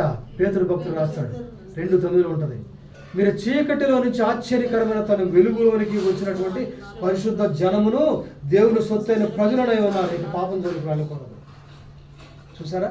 అందుకనే మీరు పూర్వం చీకటి అయి ఉంటారు అంటాడు. ఎవరు? పౌలు గారు రాస్తూ ఎఫ్సీ పత్రికలో, పూర్వం మీరు చీకటి అయి ఉంటారు, ఇప్పుడు వెలుగు సంబంధులు అయితే అంటాడు.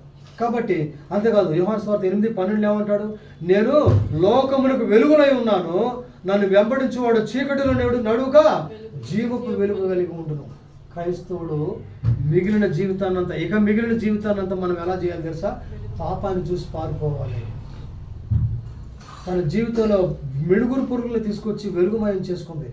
వాక్యము దేనితో దినదినం మాట్లాడుతూ ఉంది. మనం ఇంకో మాట చెప్పాలంటే గంగాళపు జీవితాన్ని కలిగి ఉండాలి. గంగాళం అంటే తెలుసా?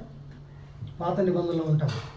అహరోను బలిచిన తర్వాత ఆ రక్తాన్ని తీసుకుని వెళ్ళేటప్పుడు పరిశుద్ధ ఆ కరుణాపేట దగ్గర డైరెక్ట్గా వెళ్ళకూడదు.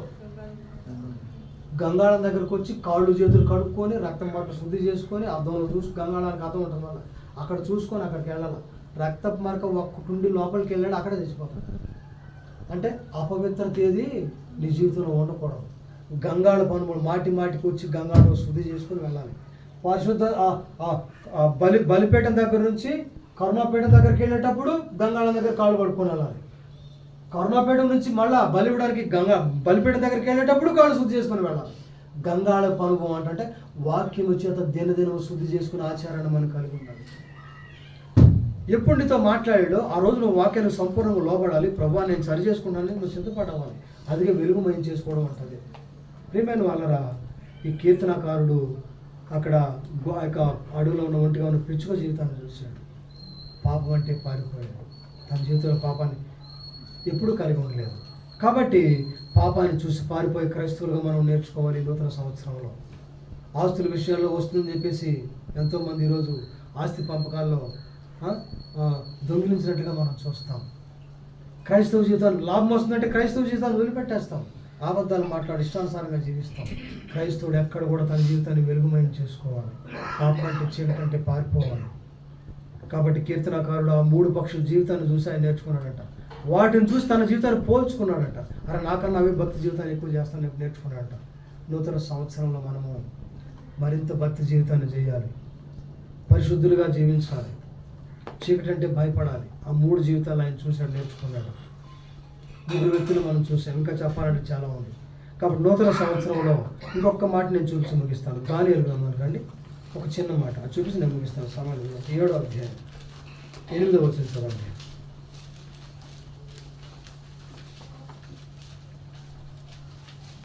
7వ అధ్యాయం 8వ వచనం.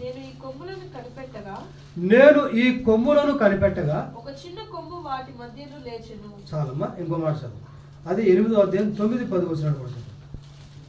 8వ అధ్యాయం 9-10 వచనాలు. ఈ కొమ్ములలో ఒక దానిలో నుండి ఒక చిన్న కొమ్ము మొలచెను.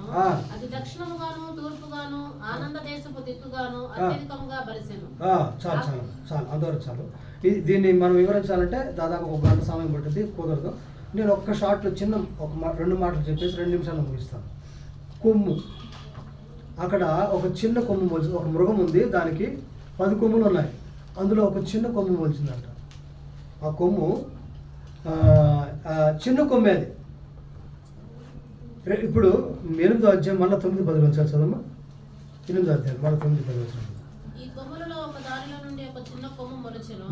అది దక్షిణముగాను తూర్పుగాను ఆనంద దేశపు దిక్కుగాను అత్యధికముగా బలిసెను. ఆకాశ సైన్యము నంటునంతగా పెరిగి నక్షత్రములలో కొన్నిటిని పడవేసి కాళ్ళ క్రింద అణగద్రొక్కుచుండెను. చూసారా? ఇప్పుడు మరలా 7-8 కూడా ఒకసారి చదవమ్మా, మీకు అర్థం కావడానికి. 7-8 7వ అధ్యాయం. ఆ మేకపోతు పొట్టేలును కలుసుకొని 7వ అధ్యాయం 8వ వచనం. నేను ఈ కొమ్ములను కనిపెట్టగా ఒక చిన్న కొమ్ము వాటి మధ్యలో లేచెను. దానికి స్థలం ఇచ్చుటకై ఆ కొమ్ములలో 3 పెరిగి వేయబడినవి. చూసారా? ఒక చిన్న కొమ్ము మొలిచింది, దానికి స్థలం ఇవ్వడానికి పెద్ద కొమ్ములు 3 పెరిగేయాల్సి వచ్చింది. 3 పెరిగి వేయబడినవి. దీని ఆత్మీయ అర్థం ఏంటంటే బాగా గుర్తుపెట్టుకోండి. ఇక్కడ తన తోకతో అది ఆకాశ నక్షత్రం కొన్ని నేలకు వేసి పడవేసిన రాయబడింది. చిన్న కొమ్ము ఏంటి తెలుసా?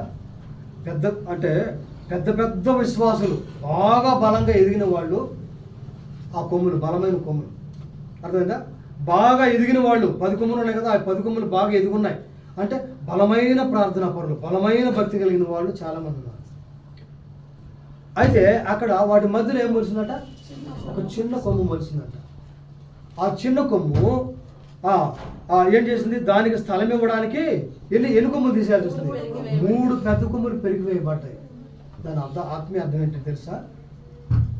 బలమైన ప్రార్థనా పరుడు అనే నీ జీవితంలో ఒక చిన్న బలహీనత కలిగి ఉంటావు. ఆ బలహీనతగా నువ్వు కానీ చోటిచ్చావా, నీ బలమంతటిని పడగొట్టి ఆకాశ నక్షత్రంలాగా భక్తి లేదుగా నిన్ను కింద పడేస్తుందంట. అది దాని ఆత్మీయ అర్థం. దానికి స్థలం ఇవ్వడానికి బలమైన కొమ్ములు పెరిగిపోయిపడినట్టే బలమైన విశ్వాసులు ఈరోజు పడిపోతా ఉన్నారు. బలమైన ప్రార్థనా పరులు పడిపోతా ఉన్నారు. కారణం ఏంటంటే చిన్న బలహీనతకు చోటిచ్చి, యాకోబు భక్తుడు రాస్తాడు కదా, చిన్న నిప్పురవ్వ ఏం చేస్తుంది? అడువంతటే తగలబెడుతుందంట. చిన్న నాలుక పెద్ద గొడవలు సృష్టిస్తుందంట. ఈరోజు ప్రపంచమంతా ఒక రాజుల నాశనం అయింది. ఏంటో తెలుసా? నాలుగుతో మాటను పలికిన మాటను బట్టి, గర్వపు మాటలను బట్టి ప్రపంచాల నాశనం అయిపోయింది. చిన్నదే కానీ ఆ మిగతా బలమైన కొమ్ములది పీకివేయబడిందంట, పీకేసిందంట, వాటన్నిటిని పడగొట్టేసిందంట. కారణం ఏంటంటే బలమైన విశ్వాసంలో నిన్ను కూడా చిన్న బలహీనత పడగొడుతుందని గుర్తుపెట్టుకోండి. ఒక ఆయనట మంచి విశ్వాసి, నేను విన్నాను. ఒక ప్రాంతానికి వెళ్ళానంట, చాలా బలమైన విశ్వాసి, ఎవరితో మాట్లాడ్డాను. ఎందుకంటే ఏదైనా మాట్లాడితే నేను పడిపోతానేమో భయం అంట. ఆ పెళ్ళిలో కొంతమంది సిగరెట్ కాలుస్తున్నారంట. ఆ పక్కన ఆయన ఉన్నారంట. వాళ్ళందరూ ఆ విందు చేసుకుంటూ వచ్చి ఏమంటే చిన్న సిగరెట్గా తాగమన్నారంట. నేను ముట్టుకోమన్నాడంట. ఆయనకు అంతకుముందు సిగరెట్ తాగాలనుకుంటుంది, దేవుని లేక రాకముందు. తర్వాత బాగా ఎదిగాడు, బాగా బలమైన విశ్వాసి. కానీ ఎప్పుడు తాను వాడి జీవితానికి వెళ్ళాను. అలాగో వాళ్ళు ప్రేరేపించుడి చేత ఆరో సిగరెట్ తాగాడు. ఎంత పెద్దగా ఏడ్చి పడిపోయాడు తెలుసా, తన జీవితాన్ని పడగొట్టుకున్నాడు. మీకు ఇక్కడ ఒక చిన్న మాట చెప్పి ముగిస్తాను. సంసోను దేవుని ఉద్దేశాన్ని నెరవేర్చడానికి భూలోకానికి వచ్చాడు. కారణ జన్ముడు. కారణం ఏంటంటే ముందుగానే చెప్పబడి పుట్టినవాడు. బైబిల్ 7 మంది ఉన్నారు కారణ జన్ముడు. యేసు ప్రభు వారు, సొలొమోను, చాలా మంది ఉన్నారు. వాళ్ళందరూ పేరుకోవడానికి అవసరం లేదు. కారణ జన్ములు అంటారు వాళ్ళు. ముందుగానే యోహాను, వాళ్ళందరూ పని కోసం నిర్ణయించబడి ముందుగానే చెప్పబడి వాళ్ళు పుట్టారు. అయితే బలమైన దేవుని యొక్క బిడ్డ సంసోను. ఎంత శారీరకంగా బలవంతుడే, ఆత్మీయంగా బలవంతుడే. నాజీరు చేయబడిన వాడు, ప్రతిష్ఠిత చేయబడిన వాడు దేవునికి. అంటే దేవునికి ప్రతిష్ఠించబడిన వ్యక్తి. అటువంటి ఆ వ్యక్తి ఇశ్రాయేలు ప్రజలను బలమైన 40 లక్షల మంది ఫిలిష్తీయుల నుంచి విడిపించబడటానికి ఎంపిక చేయబడిన వాడు. అయితే తన జీవితంలో చూస్తే అక్కడ మనకి 16వ అధ్యాయంలో 14వ అధ్యాయం మొదటి వచ్చిన చదవండి. ఒక మాట ఇక ఏం చెప్పను. 14:1 వచ్చింది. న్యాయాధిపతి 14:1 న్యాయాధిపతి, ఇది చెప్పాల్సి వచ్చింది కాబట్టి చెప్తున్నాను. న్యాయాధిపతి 14:1 ఒక మాట. చాలు సంసోను బలవంతుడు. అతను అన్యులు పెళ్లి చేసుకోవచ్చు అండి, అన్నితో సహవాసం చేయొచ్చా? ఏం చేశాడు?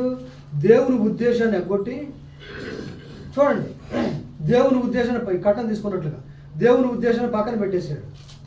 దేవుడు ఎందుకు పంపించాడు? ఫిలిష్తీయులను గెలవాలి, ఇశ్రాయేలు ప్రజలను రక్షించాలి. అందుకే అదే నీ పని, దేవుడు ఇచ్చిన పని అదే. దేవుని ఉద్దేశాలను పక్కన పెట్టాడు. అక్కడ అందమైన అమ్మాయిని చూశాడు, ఆ అమ్మాయిని ఇచ్చి పెళ్లి చేయమని చెప్పాడు. దేవుడు అందుకు పంపించాడు ఆయన్ని.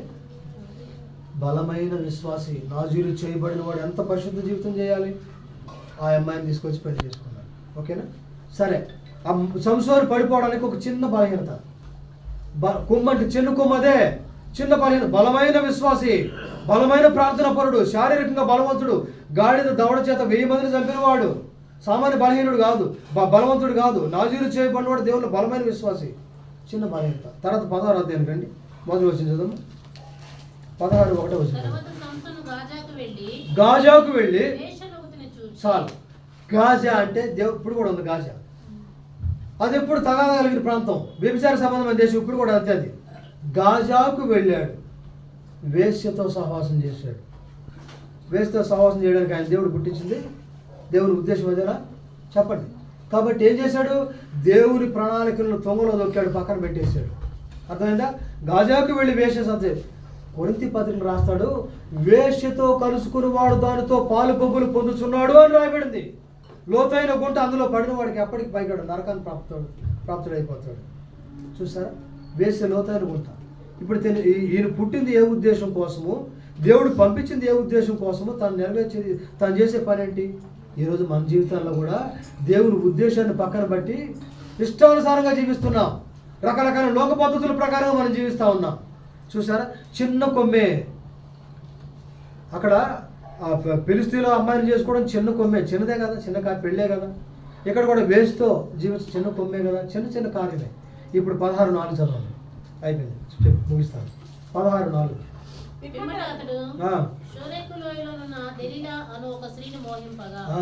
దెలీలా లోయ అంటే తెలుసా మీకు? లోయ దేని గుర్తు అంటే అండి, పడిపోయేదానికి గుర్తు. సమతల భూమి మీద ఉన్నాయినా లోయలో పడిపోయాడు. లోయలు ఎవరున్నారంట? దెలీలా ఉంది. మోసగత్తె, తంత్రగత్తె. ఆమె మంచిది కాదు. కాబట్టి దెలీలా సహవాసం చేశాడు. లోయలో పడిపోయాడు. ఇంకెన్నటికీ పైకి రాని ఊబిలో పడిపోయాడు. లోయ ఊబికి గుర్తండి, జిగటగల ఊబే. అంటే సమతల భూమి మీద ఉండే, అంటే ఉన్నతమైన ప్రార్థన పరుడుగా ఉన్నటువంటి ఆయన ఇప్పుడు ఎక్కడ పడిపోయాడు? లోయలో పడిపోయాడు. చూసారా? బలమైన కొమ్ముగా ఉన్నటువంటి అతను ఏమైపోయాడండి? లోయలో పడిపోయాడు. చిన్న కొమ్ముకు స్థలం ఇచ్చారంట. అక్కడ దానియేలు గ్రంథంలో రాయబడిన ప్రవచనం, చిన్న కొమ్ముకు స్థలం ఇచ్చాడంట. అదేమైంది?